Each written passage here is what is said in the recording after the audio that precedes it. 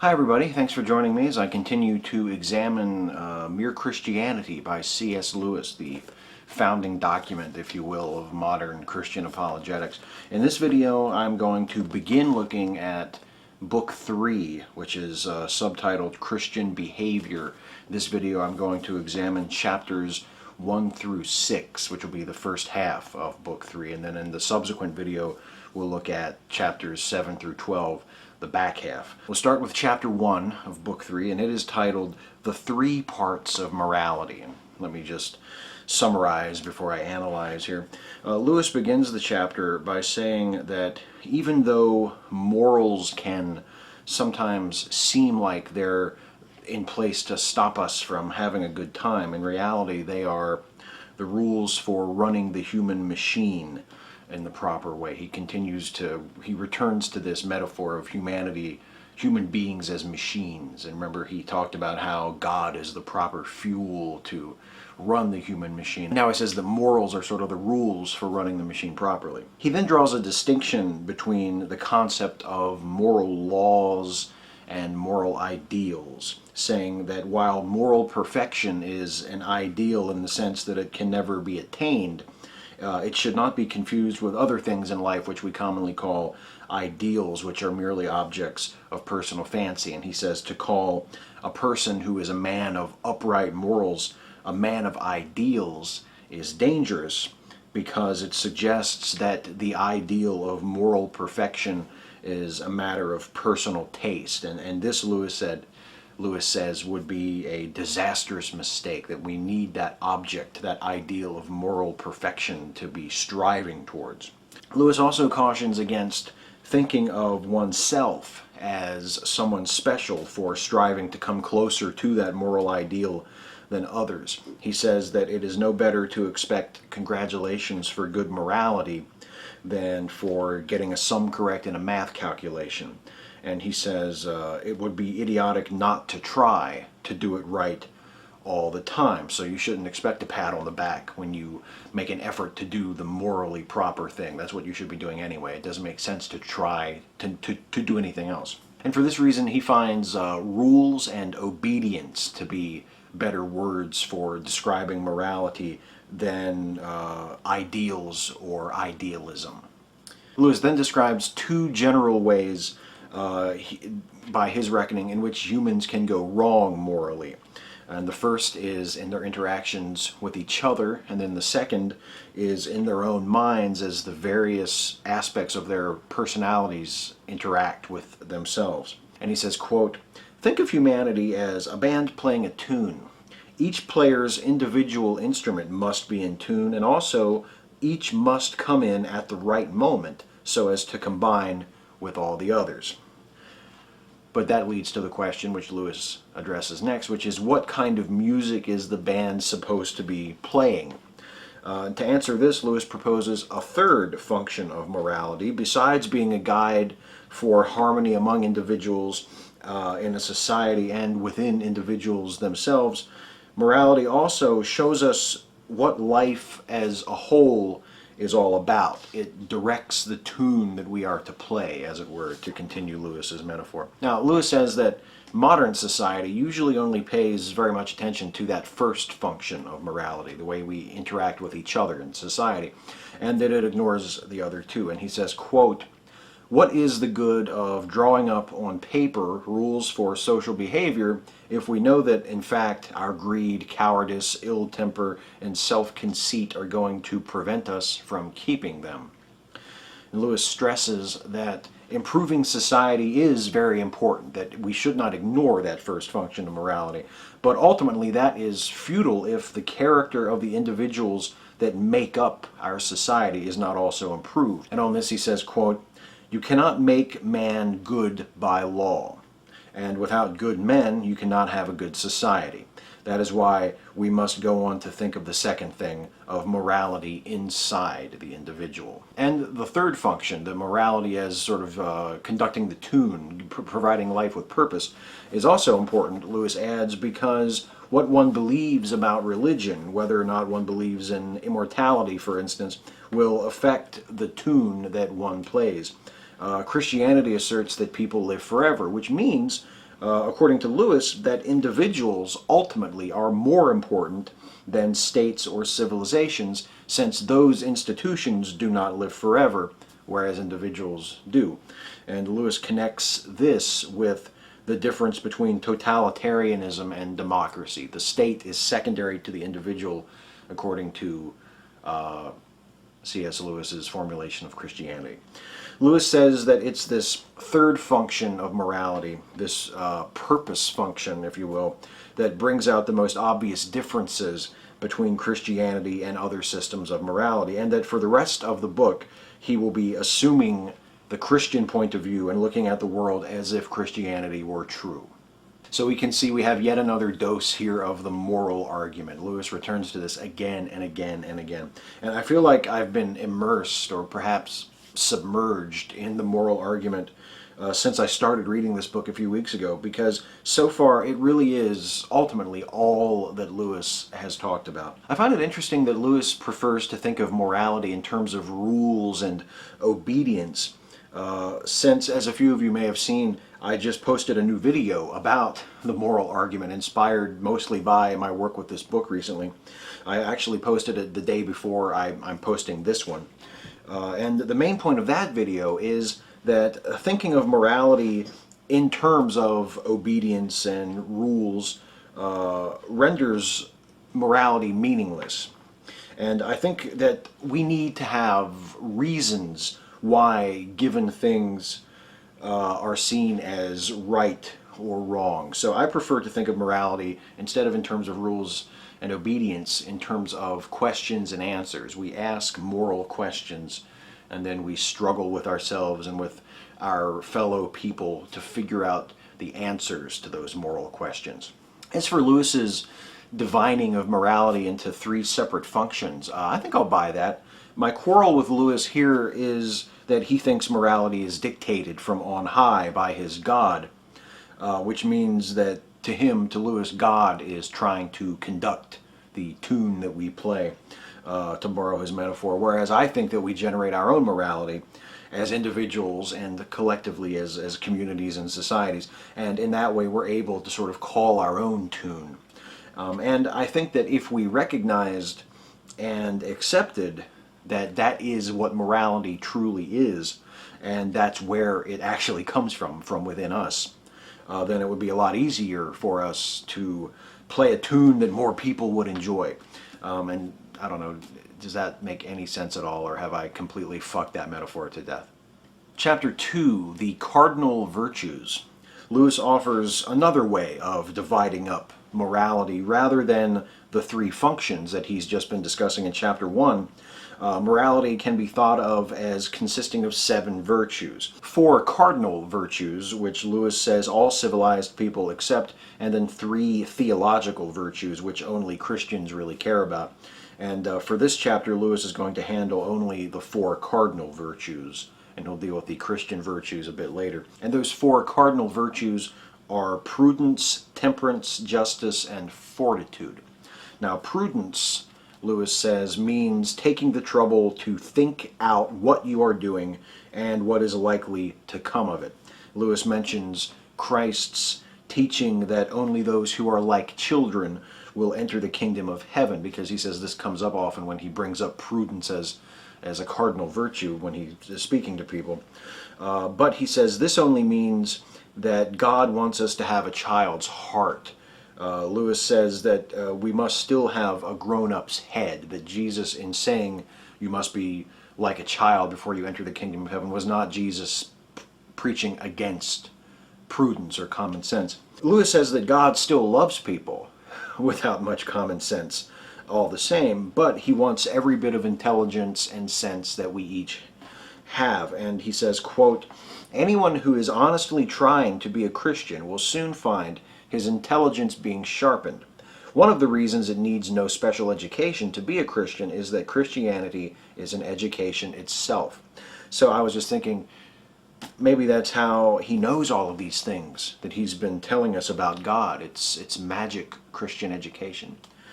Anyway, back to the summary.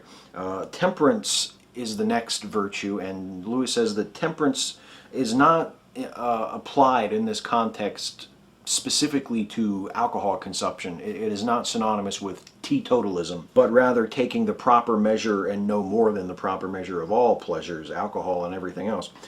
Temperance also does not mean expecting all others to give up the things that you have given up. And he says, quote, "An individual Christian may see fit to give up all sorts of things for special reasons, marriage or meat or beer or the cinema, but the moment he starts saying the things are bad in themselves or looking down his nose at other people who do use them, he has taken the wrong turning." And Lewis says that he dislikes the modern practice of using temperance to refer only to drink, since it allows people to forget that it is possible to be intemperate about a lot of other things besides alcohol. Next, we come to the virtue of justice, and he says that this means fairness and honesty and truthfulness, not merely the legal sense of justice. And then fortitude, the final of the four cardinal virtues. And to Lewis, this means two kinds of courage: the courage that faces danger, and then also the courage that guts it out despite pain, both kinds of fortitude. And Lewis says that fortitude is necessary for practicing the other virtues, because it is often difficult in this fallen, messed up, fucked up world of ours. Lewis draws a distinction between doing a virtuous action and being a virtuous person. The latter, he says, is most important, being a virtuous person, and consists of not just doing the right things, but doing the right things for the right reasons. And Lewis says, quote, "We might think that God wanted simply obedience to a set of rules, whereas he really wants people of a particular sort." Again, as with a few of the earlier chapters in previous books, there's really not a whole lot for me to say about this. There's not a lot that jumps out for me to argue with. I agree that doing virtuous actions is distinct from being a virtuous person, but I disagree with Lewis in the sense that what he doesn't say, he doesn't really make clear. Maybe he believes this, maybe he doesn't. But he doesn't say that being a virtuous person consists, perhaps not entirely, but at least I would say primarily, of being a person who does virtuous actions. I mean, if you don't perform virtuous actions, it's difficult to see how you can be called positively a virtuous person. If you don't drink or smoke or do drugs or fuck to excess, then whatever is going on in your head, whatever your reasons for abstaining from these things, to me, you are a temperate person. And if you treat people fairly, if you stand up for yourself, then you are a person of justice and fortitude. And if you're a person who regularly does virtuous actions and tries to avoid doing wicked actions, then whatever's going on up here, you are a virtuous person to me. The virtuous actions count for a lot. And then before I go into the next chapter, one more quote from Lewis here, which I just can't resist sharing with you because it jumped right out at me when I read it. Right before the quote that I read a minute ago about how Christianity is an education that sharpens your intelligence, is this. Lewis says, quote, "If you are thinking of becoming a Christian, I warn you, you are embarking on something which is going to take the whole of you, brains and all." Is that not the fucking truth? Chapter 3, Social Morality. Lewis is talking about Christ's idea of morals in terms of how we relate to one another. And he admits that, in this sense, Christ did not come to bring us a new morality. Rather, he just reiterated the golden rule, which had been known to be right and had been accepted by many people in many cultures all over the world long before the days of the New Testament. Lewis then stresses that Christianity does not have any particular political strategy for seeing the golden rule implemented in the world. Rather, Christianity is meant for all people at all times, and therefore to have such a specific program to implement it would not be practical, because such a program might work well in one society but not another, or in one time period but not another. Lewis believes that the church should take a leading role, but by church he means not an institution like the Church of England, to which he belongs, but the whole of Christian people, the church in the sense that it is referred to in the Bible, like all of the Christians are the church. And he says, quote, "And when they say that the church should give us a lead, they ought to mean that some Christians, those who happen to have the right talents, should be economists and statesmen, and that all economists and statesmen should be Christians, and that their whole efforts in politics and economics should be directed to putting 'do as you would be done by' into action." So C.S. Lewis is kind of a dominionist, I guess. That being said, Lewis says that the New Testament does provide a picture, sort of a glimpse, a sketch, if you will, of what a fully Christian society would look like. And this picture of this society shows us certain principles of this society. Things like, if a man does not work, he ought not to eat. Everyone is to work, and his work is to produce something good. No silly luxuries or sillier advertisements for those luxuries. In other words, Lewis says, it would be what would appear to us to be a leftist society. It would also be a society, he says, that insisted on obedience from children to parents, from wives to husbands, which Lewis admits would be very unpopular. And finally, it would be a cheerful society with lots of singing and rejoicing and no worry or anxiety. He says worry and anxiety would be seen as wrong. And then Lewis doubts, after he describes this Christian society, that many people would really like this truly, fully Christian society if they encountered it, although they might be drawn to certain aspects of it. And Lewis says that most people wouldn't like all of this Christian society because we have all, by one measure or another, in one amount or another, departed from God's plan for a truly Christian society. And that's why we wouldn't be necessarily drawn to this fully Christian society. Lewis then takes a paragraph to point out that the ancient Greeks, the ancient Jews, and the Christians of the Middle Ages all agreed that lending money at interest should be forbidden. It's kind of a weird sort of economic thing to be thrown in the middle of this chapter. But he says that this practice, which we call investment today, is the basis pretty much for our entire modern economic system. And he says that he is not willing to declare whether this is wrong or not. For this judgment, he says, we need those Christian economists that he spoke of. Lewis, still referring to his perfect Christian society or his fully Christian society, stresses the importance of charity. And one of the reasons why he says everyone must work in that fully Christian society is so that everyone will have something to give to those in need. And he says, quote, "If our charities do not at all pinch or hamper us, I should say they are too small," which is an admirable philosophy, an admirable principle. Now, Lewis acknowledges that some readers of this chapter may have been troubled by his statement that a Christian society would resemble a leftist society. Some people would be annoyed with him because they would feel that he didn't go far enough in asserting that a Christian society would be a leftist society, and others would be upset because they felt he had gone much too far in asserting that at all. Lewis cautions those readers who might be offended by the suggestion of leftism to leave aside their desire to find vindication for their own views and instead focus on discovering what Christianity really is. And he says, quote, "I may repeat, 'do as you would be done by,' till I am black in the face, but I cannot really carry it out till I love my neighbor as myself. And I cannot learn to love my neighbor as myself till I learn to love God. And I cannot learn to love God except by learning to obey him." Well, now in this third chapter of Book 3, I finally have a few things I can really sink my teeth into.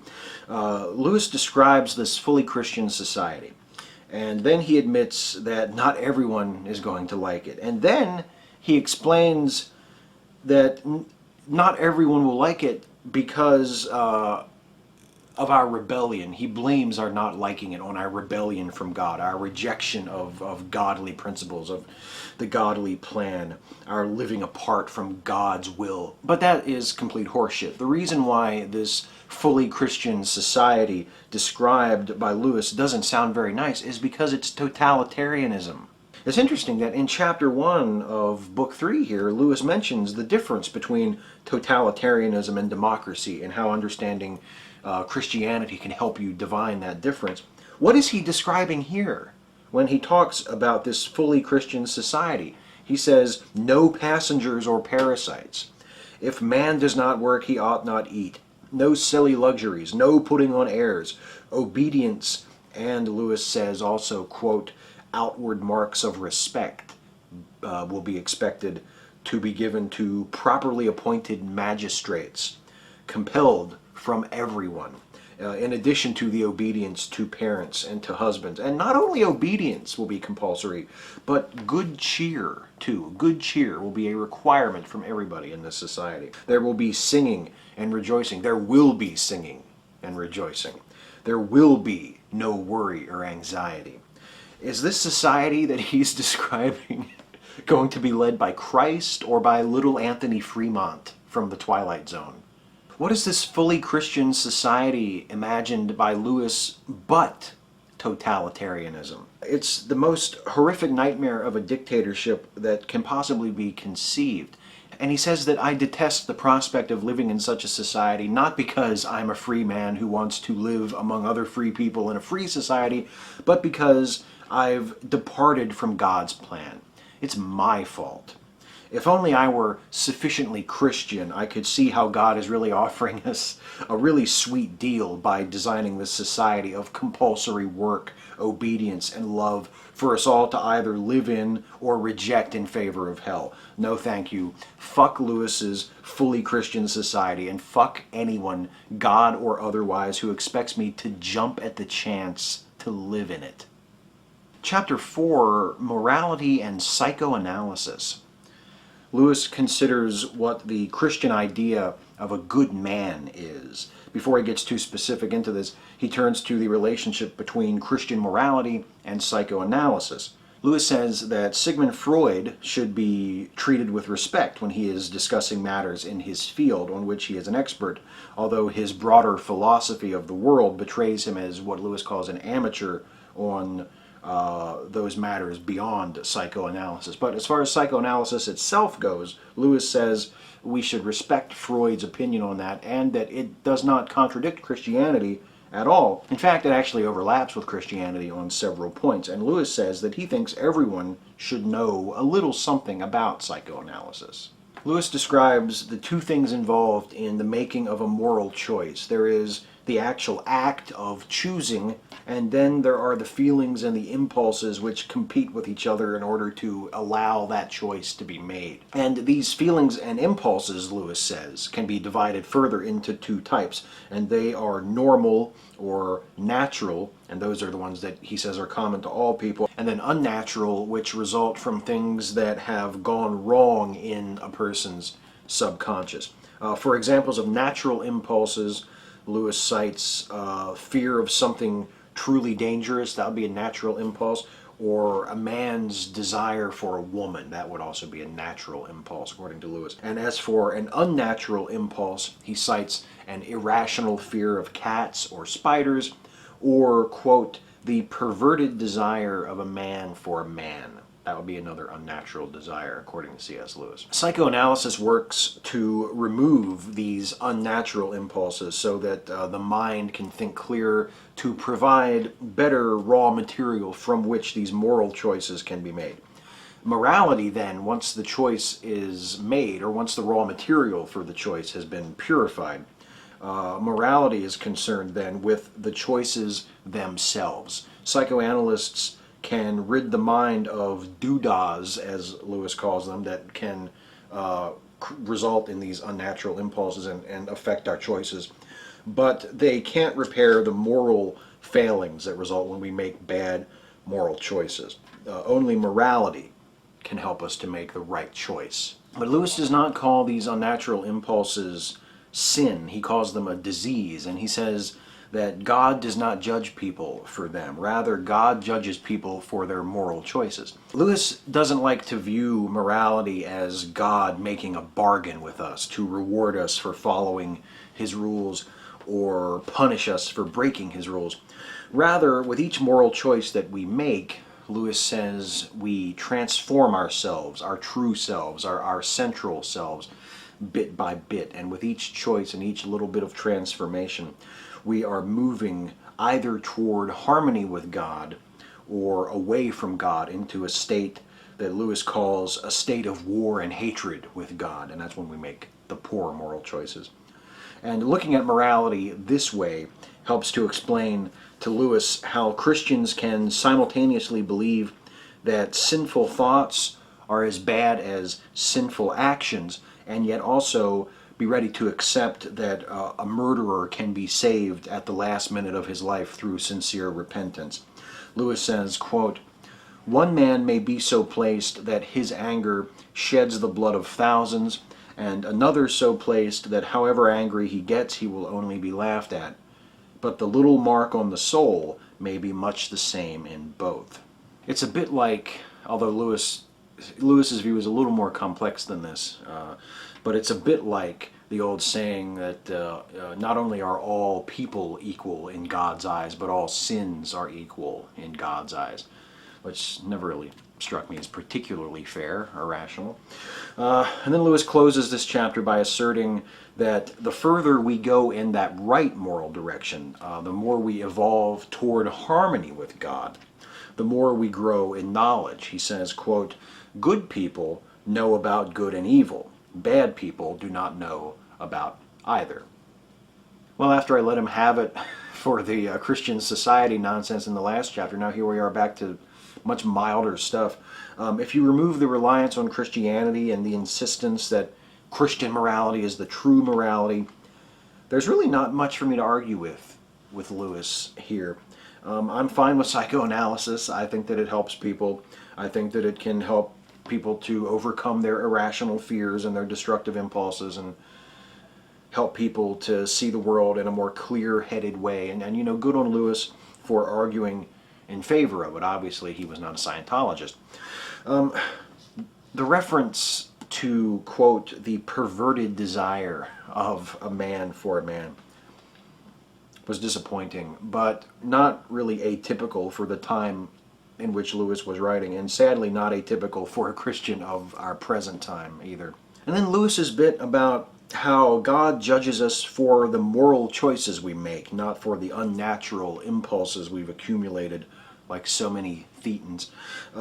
It sounds much more tolerant and humane than many Christians today sound when they talk about people they don't like. But as I said in the last video, it's a case where you have to ask the question, how do you know?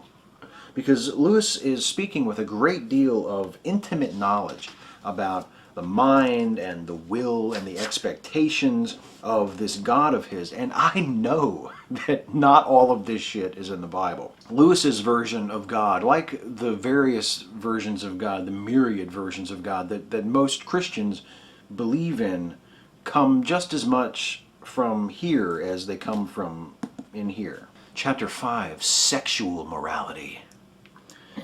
Lewis turns now to the Christian virtue of chastity, which he says is distinct from the social standard of chastity or modesty or propriety, as it might more properly, more clearly be called. One big difference is while the rules of propriety can change with the customs of a society, the rule of chastity remains the same for all Christians at all times in all places.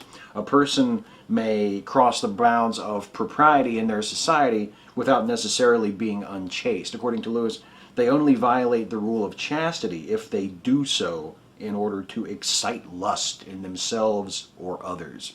Now Lewis, again showing his somewhat liberal tendencies, acknowledges that as standards of propriety in society relax, younger people will see their elders as prudes, and those elders will see the younger generation as corrupt and improper.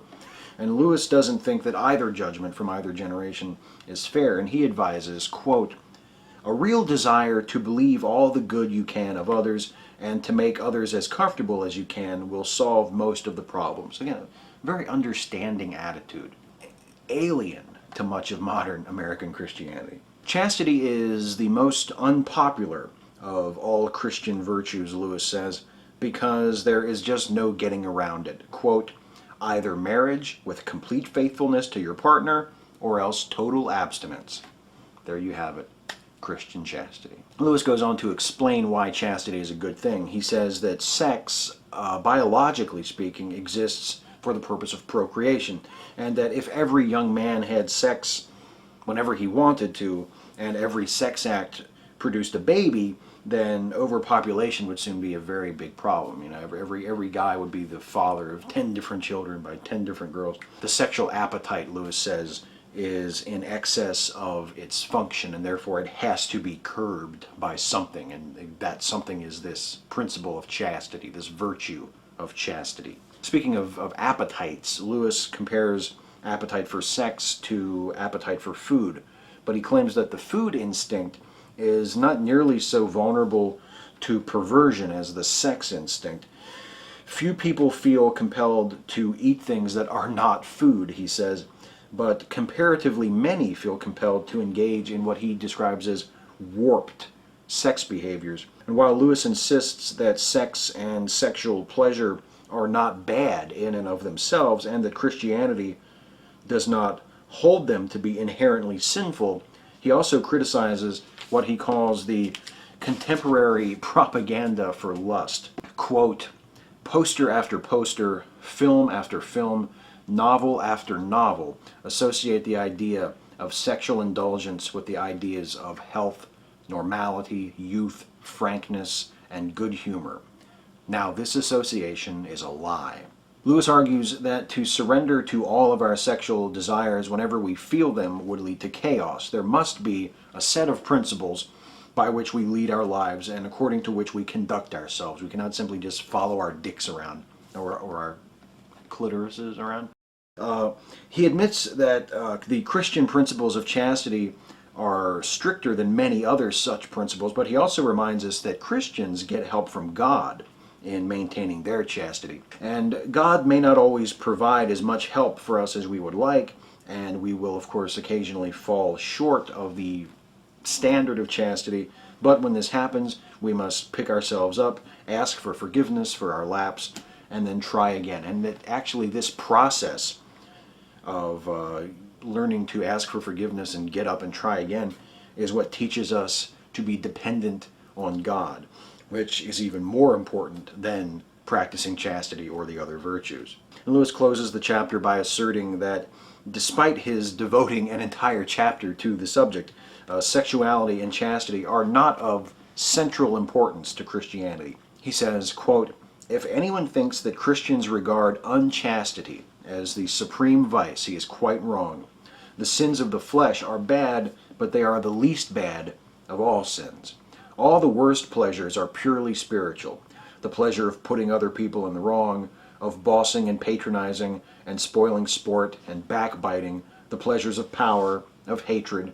This is why a cold, self-righteous prig who goes regularly to church may be far nearer to hell than a prostitute. But of course, it is better to be neither. Again, especially as seen in that last quote, I'm really impressed by the tolerance and the compassion and the humanity that Lewis demonstrates. And I wish that more of that had rubbed off on the modern Christian apologists who lean on Lewis so heavily. But unfortunately, beyond that accepting attitude, or at least accepting when compared to the attitude that many judgmental American Christians hold today, this chapter is just a load of horse shit. Lewis talks about how sexuality and sexual pleasure are not inherently sinful or bad things, which is good. I'm glad he says that. But then he turns right around and attacks every type of sexual behavior that doesn't fall within his concept of Christian chastity. And when he does that, whether he means it or not, he is making something dirty and bad out of sexuality, because he is ascribing everything outside of his definition of acceptable to our warped natures. Warped. There's a nice word for describing anyone who has any type of sex with anyone that is not their heterosexual spouse. I don't say there shouldn't be standards or that everything imaginable should be permitted and celebrated, but between Lewis's Christian chastity and total permission. There's a lot of space to be setting standards. Chapter 6, Christian Marriage. Lewis expresses reluctance to deal with the subject of marriage, first because Christian marriage doctrines are extremely unpopular, and second because, as of this writing, he has never been married himself. He did eventually marry later after he wrote this book. Nevertheless, he finds it impossible to treat Christian morals without including a discussion of marriage. So Lewis describes for us Christ's idea of marriage, that the man and the woman are joined and seen as a single organism, or one flesh, as it says in the Bible. They're made to be compatible in every way, not merely sexually. And the attempt to isolate sexual union from the rest of marriage through intercourse outside of marriage is, Lewis says, a monstrosity. But, quote, the Christian attitude does not mean that there is anything wrong about sexual pleasure. It means that you must not isolate that pleasure and try to get it by itself, any more than you ought to try to get the pleasures of taste without swallowing and digesting by chewing things and spitting them out again. Which is an interesting point, but correct me if I'm wrong, we don't consider chewing things and spitting them out again without swallowing them to be morally wrong, do we? Marriage, Lewis says, ought to be for life, and this, he says, is related much more closely to the virtue of justice than it is to chastity, because a marriage, after all, is a promise that the husband and wife make not only to each other but to God. And it's a promise that reins in our out-of-control sexual lust, and it's a promise that Lewis says should be kept no matter what. Lewis scoffs at the notion of ending a marriage because the couple has fallen out of love, since this, quote, really leaves no room for marriage as a contract or promise at all. The promise made when you are in love, he says, commits you to remain true to your partner for life, even if at some point in the future you cease to be in love with that partner. And Lewis says there are very good reasons for remaining in a marriage for life, even if you are no longer in love with the partner. There's raising children, very important, protecting the women, and most importantly to Lewis, because even when the married couple has ceased to be in love, that does not necessarily mean that they have ceased to love each other. And it's this quieter kind of love, he says, that is more durable and dependable than the more exciting in-love kind, and that it is on this love that the marriage should run for most of its existence. He says people get the idea from books that they should expect to remain in love forever, and that this just isn't realistic. He says, quote, "It is simply no good trying to keep any thrill. That is the very worst thing you can do. Let the thrill go. Let it die away. Go on through that period of death into the quieter interest and happiness that follow, and you will find you are living in a world of new thrills all the time." Now, despite his feelings about Christian marriage being forever, Lewis cautions his fellow Christians from trying to impose their beliefs on others through the law. And he says, quote, "A great many people seem to think that if you are a Christian yourself, you should try to make divorce difficult for everyone. I do not think that. At least I know I should be very angry if the Mohammedans tried to prevent the rest of us from drinking wine. My own view is that the churches should frankly recognize that the majority of the British people are not Christians and, therefore, cannot be expected to live Christian lives. There ought to be two distinct kinds of marriage, one governed by the state with rules enforced on all citizens, the other governed by the church with rules enforced by her on her own members." Now, from divorce we move on to the notion of Christian wives obeying their husbands, which, as Lewis mentioned earlier and reiterates here, is even more unpopular. The man is said to be the head of the marriage, which raises two obvious questions. Why must there be a head of a marriage at all? And if there must be a head, why should it be the man? To the first question, Lewis answers that since marriage is meant to be permanent, there must be a definite head of the relationship in order to decide the family policy in instances of disagreement between husband and wife. So the husband's word has to be the final say to settle any arguments. To the second question as to why the head of the family should be the man, Lewis asks, well, firstly, is there any very serious wish that it should be the woman? And he goes on to describe how often a woman will disparage a couple where the wife bosses the man around. And from this, Lewis concludes that there is something unnatural about wives ruling over husbands. And then secondly, he says that the man ought to be the head of the house, the head of the marriage, because in dealings with the world beyond the family itself, the man is usually much more just when dealing with outsiders than the woman. The woman, Lewis says, is usually fighting for her family against the rest of the world. She's got her children and her husband's interests so close to heart that she will be like an attack dog, and she will not deal fairly with those outside of the family. It is the man's job then to protect the rest of the world from the zealous family patriotism of the wife. To illustrate this point, Lewis asks who you would rather deal with if the dog from next door bit your child. Would you rather deal with the man of the house or with the lady of the house? Or he says, quote, or if you are a married woman, let me ask you this question. Much as you admire your husband, would you not say that his chief failing is his tendency not to stick up for his rights and yours against the neighbors as vigorously as you would like? A bit of an appeaser? Jesus Christ. Generalize much? Also, I found this chapter to be ever so slightly sexist and misogynistic. I'm not sure if you caught that as well. Regarding the permanence of marriage, shouldn't the decision about whether or not to continue a marriage be ultimately left up to the two people in the marriage?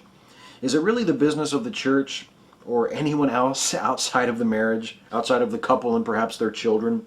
What business does the church have in encouraging people to remain in unhappy marriages? I don't really understand this. Next, I applaud Lewis's statement that the church shouldn't try to impose itself on non-Christians through the law. I'm writing and recording this actually one day after North Carolina passed an amendment to its state constitution banning anything other than heterosexual marriage from being recognized as a legal union. So I feel the importance and the justice and the fairness of this attitude expressed by Lewis in this chapter very keenly right now at this moment.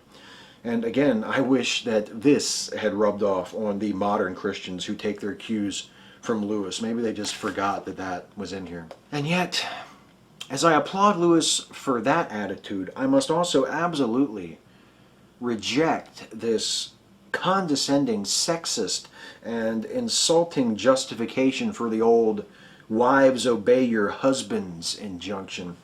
I recently attended a Christian wedding, and when the preacher got to the part where he told the husband that he was the spiritual leader of the household and that it was his job to take care of his wife, and then he told the bride that it was her job to cooperate with him and support him, it was all I could do not to get up and walk out. Why this sort of thing is not as offensive to us as racial bigotry or anti-gay bigotry, I have no idea. It's revolting. It's incredibly offensive.